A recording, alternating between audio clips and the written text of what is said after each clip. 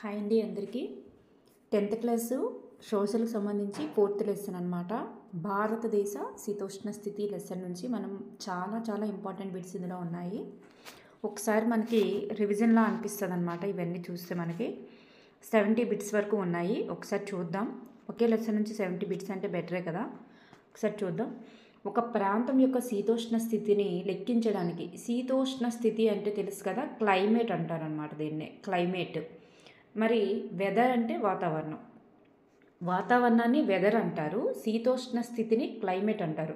ఈ శీతోష్ణ స్థితి అంటే ఒక కొన్ని సంవత్సరాల నుంచి ఒకే చోట కొన్ని సంవత్సరాల నుంచి ఒకే చోట మరి ఒకే రకమైన పరిస్థితులు అక్కడ కనిపిస్తున్నాయి అనుకోండి, దాన్ని శీతోష్ణ స్థితి అంటారు. కొన్ని సంవత్సరాల నుంచి కూడా కనిపిస్తుండాలి, కానీ ఒక రోజులో ఒక ప్రదేశం అనేటటువంటిది మార్పు చెందుతుంది అనుకోండి, ఒక రోజు మాత్రమే అక్కడ పరిస్థితి అనేది బాగుందనుకోండి, దాన్ని వెదర్ అంటారు.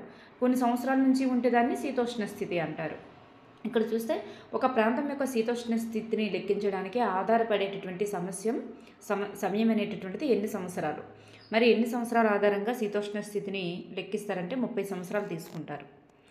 ఈ క్రింది వాటిలో వాతావరణ అంశం కానిది ఏమిటి? మరి వాతావరణ అంశం కానిది ఉష్ణోగ్రత, పవనాలు, ఆర్ద్రత. ఈ మూడు కూడా వాతావరణ అంశాలే. ఈ భౌగోళిక స్వరూపమా అనేటటువంటిది కాదనమాట. ఈ భౌగోళిక స్వరూపము అనేది కాదు. శీతోష్ణ స్థితిలో ముఖ్యమైన ఉష్ణోగ్రత, వాతావరణాలను మరి దీని ద్వారా చూపించవచ్చు. చూడండి, శీతోష్ణ స్థితిలో ఇంపార్టెంట్ అయినవి ఏంటి? ఉష్ణోగ్రత, వాతావరణం. మరి ఉష్ణోగ్రత, వాతావరణాన్ని మరి దేని ద్వారా చూపించవచ్చు అంటే క్లైమోగ్రాఫ్ కాదు, క్లైమేటోగ్రాఫ్స్ అనమాట. క్లైమేటోగ్రాఫ్స్ అంటారు. క్లైమేట్ కదా శీతోష్ణ స్థితి అంటే, క్లైమేటోగ్రాఫ్స్ అంటారు. ఈ ప్రాంతంలో ఉష్ణోగ్రతలలో మరి చాలా తేడాలు అనేటటువంటివి కనిపిస్తున్నాయి. మరి ఏ ప్రాంతం? ఢిల్లీ అన్నమాట. క్రింది వానిలో ఒకటి శీతోష్ణ స్థితిని ప్రభావితం చేయదు. శీతోష్ణ స్థితిని ప్రభావితం చేయనటువంటి అంశం ఏది అంటే మనకి ఇక్కడ అవపాతం అనేటటువంటిది అనమాట. ఇది ప్రభావితం చేయదు. మరి అక్కడ ఉండేటటువంటి భౌగోళిక స్వరూపము, అలాగే అక్షాంశము, అలాగే భూమికి నీటికి గల సంబంధం ఇవన్నీ కూడా శీతోష్ణ స్థితిని ప్రభావితం చేస్తాయి. అక్షాంశాలు కూడా ప్రభావితం చేస్తాయి. 20 డిగ్రీలు ఉత్తరాక్షాంశం నుంచి 20 డిగ్రీలు దక్షిణాక్షాంశాల మధ్య మరి ఋతుపవనాల డిఫరెన్స్ ఉంటుంది, శీతోష్ణ స్థితి డిఫరెన్స్ ఉంటుంది. కాబట్టి భూమధ్య రేఖకు దగ్గరగా ఉన్నటువంటి ప్రాంతాన్ని ఏమంటారు? ఉష్ణమండల ప్రాంతం అంటారు. ఈ ఉష్ణమండల ప్రాంతం అనేటటువంటిది భూమధ్య రేఖకి ఎటువైపు ఉంటుంది? కిందగా, పైగా, లేదంటే ఉత్తరానిక, దక్షిణానిక అనేది చూద్దాం. నెక్స్ట్ వన్, సమశీతోష్ణ ప్రాంతం అనేది మరి దక్షిణానికి ఉంటుందా, ఉత్తరానికి ఉంటుందా? ఈ రెండింటికి చూద్దాం. నెక్స్ట్, ఉష్ణోగ్రత యొక్క తీవ్రత అనేది దేనిపైన ఆధారపడి ఉంటుంది? ఉష్ణోగ్రత తీవ్రత అనేది దేనిపైన ఆధారపడుతుందంటే అక్షాంశం పైన ఆధారపడుతుంది. భూమధ్య రేఖ నుండి ధృవాల వైపుకు పోయే కొలది సగటు సంవత్సరిక ఉష్ణోగ్రత ఎలా ఉంటుంది? సగటు సంవత్సరిక ఉష్ణోగ్రత అనేటటువంటిది తగ్గుతుందన్నమాట.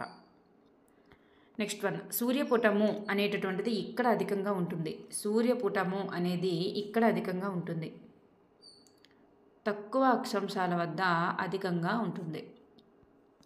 ఈ ప్రాంతాలు సూర్యరశ్మిని బాగా గ్రహిస్తాయి. పచ్చదనం ఉన్నటువంటి ప్రాంతాలు సూర్యరశ్మిని బాగా గ్రహిస్తాయి. ఈ ప్రాంతాలు సూర్యరశ్మిని బాగా ప్రసరిస్తాయి. ఏ ప్రాంతాలంటే మంచు ప్రాంతాలు అనేవి సూర్యరశ్మిని బాగా ప్రసరిస్తాయి. నెక్స్ట్ వన్, భారతదేశం పొడవైన తీరరేఖను కలిగి ఉంది. ఏ భారతదేశం అనేది పొడవైన తీరరేఖను కలిగి ఉంది? దక్షిణ భారతదేశం. ఉపరితల వాయు ప్రవాహాలను ఏమంటారు? ఉపరితల వాయు ప్రవాహాలను ఏమంటారు? జెట్ ప్రవాహాలు అంటారు. ఊరు హిమాలయ ప్రాంతంలో ఉంది. మరి ఏ ఊరు అనేటటువంటిది హిమాలయ ప్రాంతంలో ఉంది. హిమాలయ ప్రాంతంలో ఉండే ప్రదేశం ఏమిటి? గుల్మార్ అనేటటువంటి ప్రదేశం. మధ్యధరా సముద్రం నుంచి వచ్చే తుఫాను వాయుగుండాలకి మరి ఏమని పేరు? మధ్యధరా సముద్రం నుంచి వచ్చే తుఫాను వాయుగుండాలకి గల పేరేంటి అంటే పశ్చిమ విక్షోభాలు అంటారు. ట్రేడ్ అన్నది ఏ భాషా పదం? ట్రేడ్ అనేటటువంటిది ఏ భాషా పదం? జర్మనీ భాషా పదం. మరి డయాస్ పవనాలలో పొడిగా వేడిగా ఉండేటటువంటి లూ పవనాలు వేస్తాయి. ఏ మైదానాలలో పొడిగా వేడిగా ఉండే లూ పవనాలు వేస్తాయి? ఉత్తర మైదానాలు. మరి డయాస్ ముగిసే సమయంలో దక్షిణ పీఠభూమిలో తొలకరి జల్లులు పడతాయి. ఏ కాలం ముగిసే సమయంలో దక్షిణ భారత పీఠభూమిలో తొలకరి జల్లులు పడతాయి?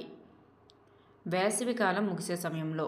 చూడండి, బాగా గుర్తుపెట్టుకోండి. వేసవి కాలం ముగిసే సమయంలో దక్కన్ పీఠభూమిలో తొలకరి జల్లులు పడతాయి. దాన్ని మామిడి జల్లులు అంటారు. సాంప్రదాయ భారతీయ కాలాలు. సాంప్రదాయ భారతీయ కాలాలు 6. ఎన్ని కాలాలంటే 6. వార్షా అనేది ఏ దేశంలో ఉంది? పోలాండ్ దేశం. Next one. ఈ ఒక ప్రాంతంలో ఒక నిర్దిష్ట సమయంలో వాతావరణ పరిస్థితులను ఏమంటారు? ఒక ప్రాంతంలో ఉండే ఒక నిర్దిష్ట సమయంలోని వాతావరణ పరిస్థితులను ఏమంటారు? వాటినే వాతావరణం, వెదర్ అంటారనమాట. ఒక విశాల ప్రాంతంలో కొన్ని సంవత్సరాల పాటు ఉన్నదనుకోండి, కొన్ని సంవత్సరాల పాటు ఒక క్రమాన్ని కనబరిచేటటువంటి వాతావరణ పరిస్థితులను ఏమంటారంటే వెదర్, శీతోష్ణ స్థితి, క్లైమేట్ అంటారు. కొన్ని సంవత్సరాలు అంటే క్లైమేట్. Next one. భారతదేశానికి ఏ దిక్కున హిమాలయాలు ఉన్నాయి? ఉత్తరాన ఉన్నాయి. క్లైమటోగ్రాఫుల ద్వారా శీతోష్ణ స్థితిలో ముఖ్యమైనటువంటి ఈ అంశాలను చూపించవచ్చు. ఉష్ణోగ్రతను, వర్షపాతాన్ని, ఈ రెండింటినీ చూపించవచ్చు. వాతావరణంలో ఉండే అంశాలు పైవన్నీ. వాతావరణ పీడనం ఉంటుంది, గాలి వేగం ఉంటుంది, వర్షపాతం, ఇవన్నీ కూడా వాతావరణంలో ఉండే అంశాలు. ఉష్ణ ప్రాంతాలు ఈ రేఖకు దగ్గరగా ఉన్నాయి. ఉష్ణ ప్రాంతాలు అనేవి మరి ఏ రేఖకు దగ్గరగా ఉన్నాయంటే భూమధ్య రేఖకు దగ్గరగా ఉన్నాయి. ఉష్ణోగ్రత తీవ్రత అనేది దీనిపై ఆధారపడుతుంది. ఉష్ణోగ్రత తీవ్రత అనేది దేనిపై ఆధారపడుతుంది? అక్షాంశంపైనే ఆధారపడుతుంది. భూమి ఉపరితలం పైన ఉష్ణోగ్రత ఆ ప్రాంతంలోని మరి దేనిపైన ఆధారపడుతుంది? భూ ఉపరితలం పైన ఉండే ఉష్ణోగ్రత అనేది ఆ ప్రాంతంలో దేనిపైన ఆధారపడుతుంది? సూర్యపుటము పైన ఆధారపడుతుంది. ఉష్ణోగ్రత సూర్యపుటం పైన ఆధారపడుతుంది. భారతదేశం సుమారుగా ఈ రేఖాంశాల మధ్య ఉంది. ఏ రేఖాంశాల మధ్య ఉంది భారతదేశం అంటే 68 డిగ్రీల తూర్పు రేఖాంశం నుంచి 97 డిగ్రీల తూర్పు రేఖాంశం మధ్య ఉంది. భారతదేశాన్ని ఈ రేఖ 2 సమభాగాలుగా చేస్తుంది. కర్కట రేఖ 2 సమభాగాలుగా చేస్తుంది. కర్కట రేఖకు దక్షిణ ప్రాంతం మరి ఏ మండలంలో? డాష్ మండలంలో. ఉత్తర ప్రాంతం డాష్ మండలంలో ఉంది. చూడండి, కర్కట రేఖకు దక్షిణ ప్రాంతం ఏ మండలంలో ఉంది, ఉత్తర ప్రాంతం ఏ మండలంలో ఉంది చెప్పాను కదా. కర్కట రేఖకు మరి దక్షిణ ప్రాంతం అనేటటువంటిది ఉష్ణ మండలంలో ఉంది. మరి ఉత్తర ప్రాంతం అనేది సమశీతోష్ణ మండలంలో ఉంది. కర్కట రేఖకు భూమధ్య రేఖ అయితే కాదు, గుర్తుపెట్టుకోండి బాగా, చాలా చాలా ఇంపార్టెంట్ ఇది. భూమధ్య రేఖ అయితే కాదు. దక్షిణ ప్రాంతంలోని అధిక భాగము సుదీర్ఘ మరి డాష్ వల్ల సముద్ర ప్రభావానికి గురవుతుంది. సుదీర్ఘమైనటువంటి దేనివల్ల అంటే కోస్తా తీరం వల్లనే. దక్షిణ ప్రాంతంలోనే అధిక భాగము సుదీర్ఘమైనటువంటి కోస్తా తీరం వల్లే సముద్ర ప్రభావానికి గురవుతుంది. సముద్ర మట్టం నుండి ఎత్తుకు వెళ్ళిన కొద్దీ ఉష్ణోగ్రత ఏమవుతుంది? తగ్గుతుంది. ఉష్ణోగ్రత మనకి ఎప్పుడు కూడా తగ్గుతుంది అన్నమాట. కొడైకెనాలు, ఉదకమండలం అనేటటువంటివి మరి ఎక్కడ ఉన్నాయి? కొడైకెనాలు, ఉదకమండలం అనేవి పశ్చిమ కనుమలలో ఉన్నాయి. ట్రేడ్ అనేటటువంటి జర్మన్ పదానికి అర్థం. ట్రేడ్ అనేటటువంటి జర్మన్ పదానికి అర్థం. ట్రాక్ అనేటటువంటి అర్థం వస్తుందన్నమాట. ట్రాక్. జెట్ ప్రవాహాలు నేల నుండి ఎన్ని కిలోమీటర్ల ఎత్తులో వేగంగా ప్రవహిస్తుంటాయి? జెట్ ప్రవాహాలు 1200 మీటర్లు, కిలోమీటర్లు కాదు, 1200 మీటర్ల ఎత్తులో వేగంగా ప్రవహిస్తుంటాయి. 25 డిగ్రీల ఉత్తర అక్షాంశం వద్ద ఈ జెట్ ప్రవాహం అనేటటువంటిది ఏర్పడుతుంది.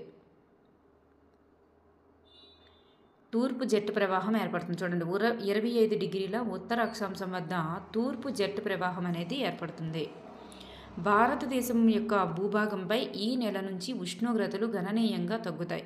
మరి ఎప్పటి నుంచి గణనీయంగా తగ్గిపోతాయి? భారతదేశం పైన భూభాగం పైన ఉండే ఉష్ణోగ్రతలు అంటే నవంబర్ నుంచి తగ్గిపోతుంది అనమాట. నవంబర్ నుంచి చలికాలం స్టార్ట్ అవుతుంటుంది. పశ్చిమ విక్షోభాలు అనేవి ఈ సముద్రం నుంచి వీస్తాయి. మనకి బిట్ ఆల్రెడీ వచ్చింది. మధ్యధరా సముద్రం నుంచి వీచే పవనాలనే మనకి పశ్చిమ విక్షోభాలు అంటారు. భారతదేశం ఉత్తరార్ధగోళంలోని ఈ పవనాలు పవనాల మేకలలో ఉంది. మరి ఏ పవనాల యొక్క మేకలలో ఉంది? ఉత్తరార్ధగోళం అనేది, భారతదేశం ఉత్తరార్ధగోళం అనేది వ్యాపార పవనాల మేకలలో ఉంది. ఈశాన్య ఋతుపవనాల వల్ల భారతదేశంలో ఈ రాష్ట్రంలో అధిక వర్షపాతం సంభవిస్తుంది. చూడండి, ఈశాన్య ఋతుపవనాల వల్ల మాత్రమే తమిళనాడులోని కోరమండల్ తీరంలో మరి అధిక వర్షపాతం ఉంటుందన్నమాట. చూడండి, బాగా గుర్తుపెట్టుకోండి, ఈశాన్య ఋతుపవనాల వల్లనే. నైరుతి ఋతుపవనాల సమయంలో తమిళనాడులో అసలు వర్షమే ఉండదన్నమాట. నెక్స్ట్ వన్, ఉత్తరాది మైదానాలలో పొడిగా వేడిగా ఉండే స్థానిక పవనాలను ఇలా పిలుస్తారు. ఉత్తరాది మైదానాలలో పొడిగా వేడిగా ఉండేటటువంటి, పొడిగా ఉండాలి వేడిగా ఉండే స్థానిక పవనాలను ఎలా పిలుస్తారు? లూ పవనాలను పిలుస్తారు. వేసవి ముగిసే సమయంలో దక్కన పీఠభూమిలో ఉండే తొలకరి జల్లులను స్థానికంగా ఆ రాష్ట్రంలో మామిడి జల్లులని అంటారు. మరి ఎక్కడ మామిడి జల్లులని పిలుస్తారు? ఆంధ్రప్రదేశ్లో. ఆల్రెడీ చెప్పాను మీకు, తొలకరి జల్లులను మామిడి జల్లులు అని అనడానికి కారణం ఏమిటి? మామిడి మరియు ఇతర పండ్లు త్వరగా పక్వానికి రావడానికి దోహదం చేస్తాయన్నమాట అవి. నెక్స్ట్ వన్, మాన్సూన్ అనే పదం మరి అనే పేరును ఏ దేశ వర్తకులు పెట్టారు? మాన్సూన్ అనే పదం అరబ్బులు పెట్టారనమాట. అరబ్బీ పదం అనమాట ఇది. మాన్సూన్ అనేది అరబ్బీ పదం. పీఠభూమిలో ఎన్ని కిలోమీటర్ల ఎత్తులో అల్పపీడన ప్రాంతం ఏర్పడుతుంది? 9 కిలోమీటర్ల ఎత్తులో అల్పపీడనం ఏర్పడుతుంది పీఠభూమిలో. భారతదేశంలో అత్యధిక వర్షపాతం ఈ ఋతుపవన కాలంలో సంభవిస్తుంది. నైరుతి ఋతుపవన కాలంలో సంభవిస్తుంది. భారతదేశంలో ఋతుపవనాల ఆరంభం ఈ నెలలో మొదలవుతుంది. జూన్ నెలలో మొదలవుతుంది. వేడిమి పెరుగుతున్న నెలల నుంచి పొడిగా ఉండే చలి పరిస్థితుల మధ్య నెలలను సంధికాలంగా పేర్కొనవచ్చు. మరి వేడిమి పెరుగుతున్నటువంటి నెలలు, పొడిగా ఉండేటటువంటి చలి పరిస్థితులు ఏ ఏ నెలల మధ్య ఏర్పడతాయి? వాటిని సంధికాలం అంటారు. October November. తిరోగమన ఋతుపవన కాలంలో ఈ ప్రాంతంలో తుఫానులు వాయుగుండాలు ఏర్పడతాయి. తిరోగమన ఋతుపవన కాలంలో మరి తుఫానులు వాయుగుండాలు ఏర్పడే ప్రాంతం ఎక్కడ? అండమాన్లో. ఏ తీర ప్రాంతంలో అధిక శాతం వర్షము, తుఫానులు, వాయుగుండాల వల్ల సంభవిస్తుంది? ఏ తీర ప్రాంతంలో అధిక శాతం వర్షం అంట తుఫానులు, వాయుగుండాల వల్లనే సంభవిస్తుందంట. ఎక్కడంటే కోరమండల్ తీరం, తమిళనాడు. సూర్యుని యొక్క అతి నీల లోహిత కిరణాల నుంచి ఈ పొర అనేటటువంటిది కాపాడుతుంది. ఓజోన్ పొర. భూమిపై వాతావరణం లేకపోతే భూమి ఎలా ఉండేది?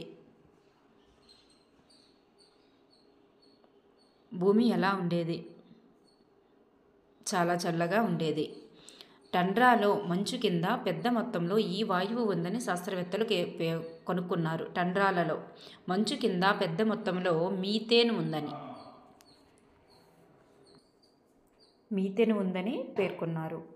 కనుగొన్నారన్నమాట. నెక్స్ట్ వన్, భూమి వేడెక్కడానికి గల కారణం. భూమి ఎందుకు వేడెక్కుతుంది? భూమి వేడెక్కడానికి గల కారణం మానవ చర్యల వల్లనే భూమి వేడెక్కుతుంది. Next one, AGW anthropogenic global warming అనగానేమి? మానవ కారణాల వలన భూగోళం వేడెక్కడాన్ని AGW అంటారు. ఆంథ్రోపోజెనిక్ గ్లోబల్ వార్మింగ్ అని అంటారనమాట. హరిత గృహ వాయువుగా కార్బన్ డైఆక్సైడ్ కంటే మరింత శక్తివంతంగా పనిచేసే వాయువు ఏది? మీథేన్ వాయువు. హరిత గృహ వాయువుల ఉద్గారాలను తగ్గించడానికి అంతర్జాతీయంగా ఏర్పడిన ప్రభుత్వ సంఘం ఏమిటి? IPCC అనేది. అభివృద్ధి చెందిన దేశాలు ఈ ఇంధనాల వాడకం ద్వారానే అభివృద్ధి చెంది ఉన్నాయి. ప్రస్తుతం అభివృద్ధి చెందుతున్న దేశాల వాదన ఏమిటి? శిలాజ ఇంధనాల గురించి. భూగోళం వేడెక్కడానికి దోహదం చేసే మానవ కారణ అంశాలలో ఇది ఒకటి. పైవన్నీ కూడా పరిశ్రమలు స్థాపించడం, అడవులు నరికివేయడం, శిలాజ ఇంధనాలు అధికంగా వినియోగించడం. లైలా తుఫాను కారణంగా 2009లో ఈ ప్రాంతం అతలాకుతలం అయింది. సుందరబన్. సగటు ఉష్ణోగ్రతలు 20 డిగ్రీల సెల్సియస్ పెరగడం వలన వచ్చే శతాబ్దం ఆరంభం నాటికి సముద్ర మట్టం ఎంత మేర పెరుగుతుంది? 1 మీటరు. శిలాజ ఇంధనాలకి ఉదాహరణ బొగ్గు. 2013లో IPCC సమావేశం ఈ నగరంలో జరిగింది. వార్సా నగరము. క్రింది వానిలో సరి అయిన జతను తెలపండి. ఇప్పుడు చూస్తే క్లైమటోగ్రాఫ్ అనేటటువంటిది దేనికి సంబంధించింది? వర్షపాతము, ఉష్ణోగ్రతను తెలియజేస్తుంది. అదేవిధంగా జెట్ స్ట్రీములు అనేటటువంటిది ఉపరితల వాయు ప్రసరణ. లూ పవనాలు అనేవి అధిక వర్షపాతము. నైరుతి ఋతుపవనాలు స్థానిక పవనాలే నైరుతి ఋతుపవనాలు. వసంత ఋతువు చూడండి, ఇక్కడ చూస్తే మనకి వసంత ఋతువు అనేది మార్చి ఏప్రిల్ ఫస్ట్ స్టార్టింగ్లోనే. నెక్స్ట్ గ్రీష్మం అనేది నెక్స్ట్ మే జూను. వర్ష ఋతువు అనేది జూలై ఆగస్టు. శరద్ ఋతువు అనేటటువంటిది సెప్టెంబర్ అక్టోబర్ అన్నమాట. నెక్స్ట్ మామిడి జల్లులు అనేటటువంటివి తొలకరి జల్లులు. మామిడి జల్లులు అంటే తొలకరి జల్లులు.